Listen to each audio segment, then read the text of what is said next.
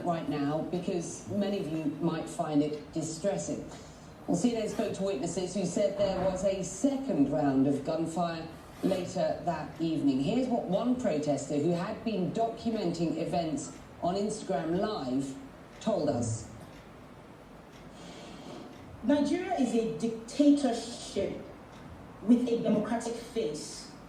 And I think that is primarily to please the international community.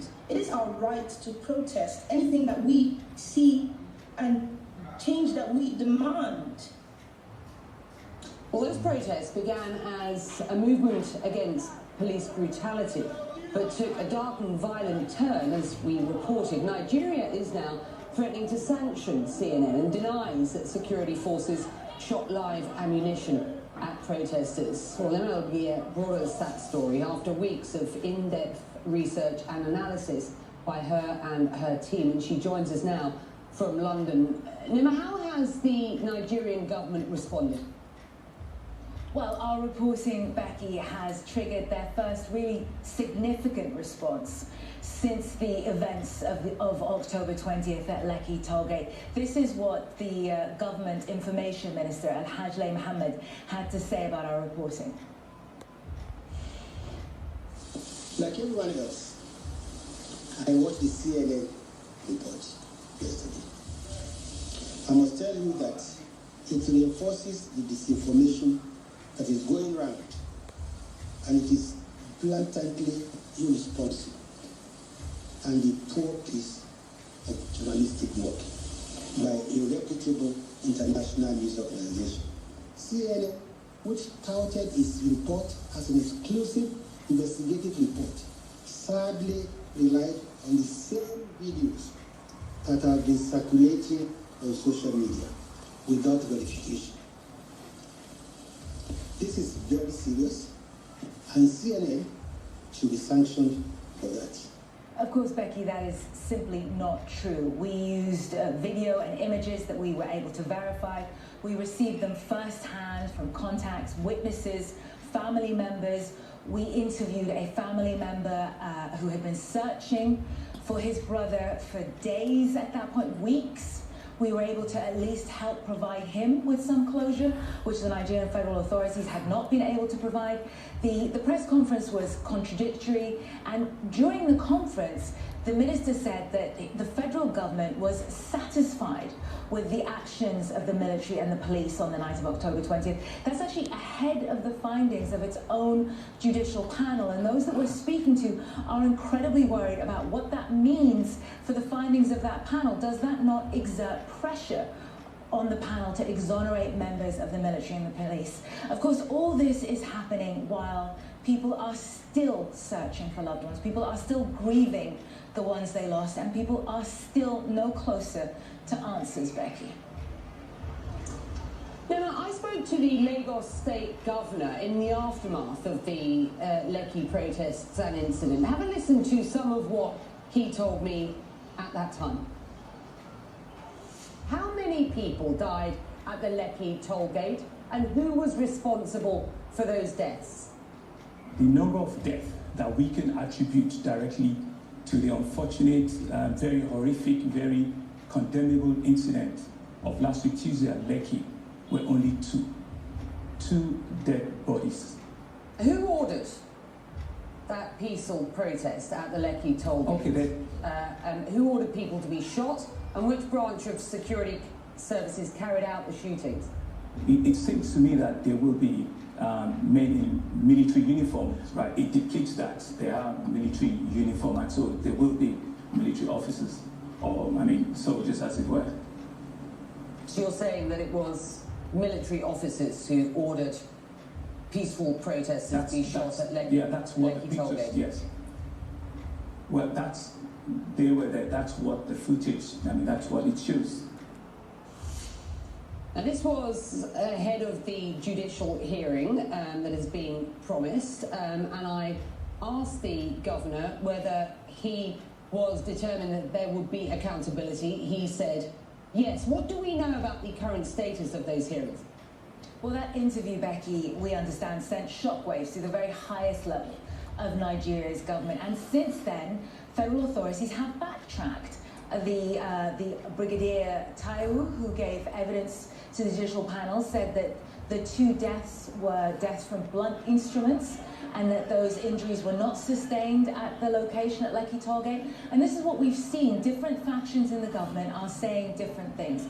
And none of those people on the ground who are desperate for answers are receiving them. Even today, as the Minister of Information was carrying out that press conference, the coroner in Lagos put an ad in the newspapers, in the local press, asking for family members to come and try to identify bodies, even as the information minister in Abuja was denying that there had been any deaths. It's incredibly concerning for people in Nigeria and, frankly, in the international community, Becky, because it worries them that there will be really any accountability. What you saw there, what you managed to extract from the Lagos State Governor, is the closest that any government official has come to admitting wrongdoing. And since then, we have reached out to Lagos State authorities and they have refused to give us any comment, Becky. Nema Elgir on the reporting. Nema, thank you. And a reminder, in Nigeria, thousands of young people have been protesting against police brutality as part of a largely peaceful movement. It's called End SARS, and the SARS acronym is one used for a certain police squad, as it were. But on October the 20th, these protests turned deadly as the army and police moved in on unarmed civilians. The Nigerian army has called these allegations that it fired into the crowd, as you've heard, fake news, and told a judicial panel of inquiry that it did not shoot at any civilian, but Nema's investigation can reveal that that is not true. This is Nema's report. For those of you who didn't see it last night, some of the images you are about to see may be disturbing.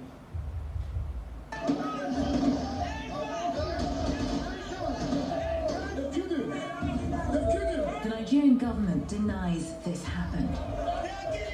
A peaceful protest turned deadly. The police came, we were peaceful. They came and started shooting at us. CNN investigated the events at Lekki Tollgate the night of October 20th in Lagos, Nigeria. After analysing hours of footage, we are going to tell a story that is radically different than the one the authorities are telling. The peaceful protest, Abi? Okay, make everybody this here. Now, where's the flag? This is Godson. He was one of the demonstrators having fun live streaming the event. He, like many others, gathered in a peaceful demonstration of discontent after weeks of protests against what they called systemic police brutality and corruption. What Godson and the protesters did not know is that the army is already on its way. This is Bonny Camp, a military garrison on the south side of Lagos. We know through analysing footage they left at 6:29 p.m. heading towards Lekki Tollgate. We can see here the Nigerian government forces approaching. The protesters are gathered on the other side of the gate. As Nigerian forces get closer, you can see shots. At 6:43 p.m, we start hearing gunfire. We know this from the timestamp and data on this video. Here's another angle. They are releasing fire. They are releasing fire. Nigerian authorities say they fired blanks into the air and not at protesters. But CNN obtained video that appears to show the army shooting toward the crowd. Here, and at the top of your screen, here. In the midst of the chaotic scenes is DJ Switch, a Nigerian celebrity and activist. She is broadcasting live on Instagram. I wanted people to see what was happening. I didn't want anybody to come and twist the story. Witnesses tell CNN ambulances were stopped from entering by Nigerian authorities. You can see here people at the scene trying to conduct CPR. Please explain to me how, in which part of the world do you go to a protest with live bullets?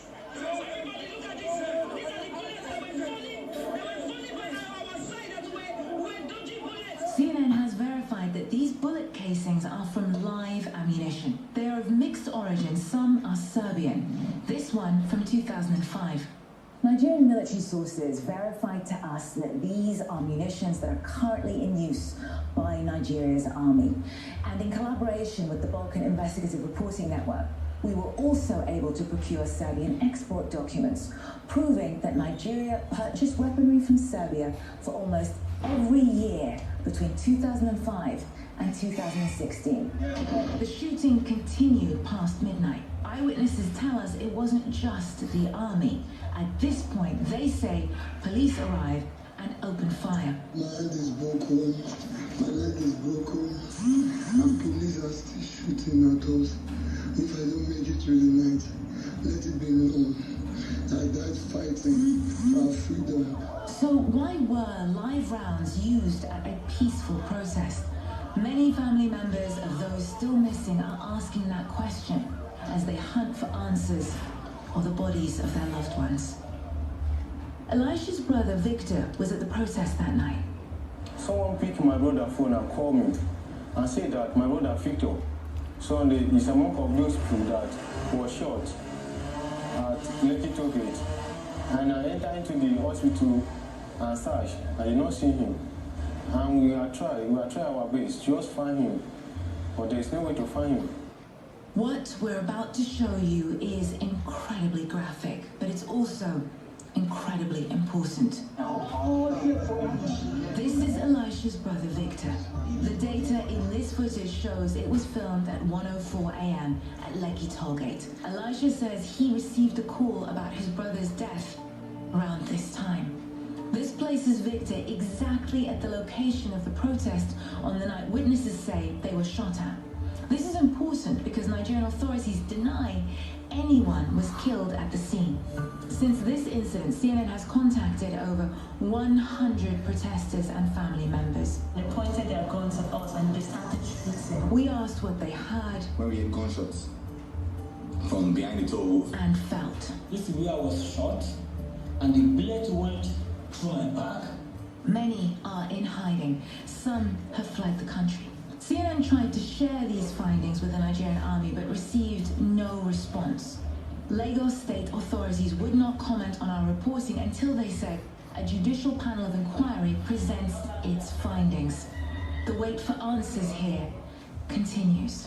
Ni'mal Barir, CNN, London. And a statement from CNN, I will read, and I quote, "Our reporting was carefully and meticulously researched and we stand by it." Well, moving on, decades of US policy upended in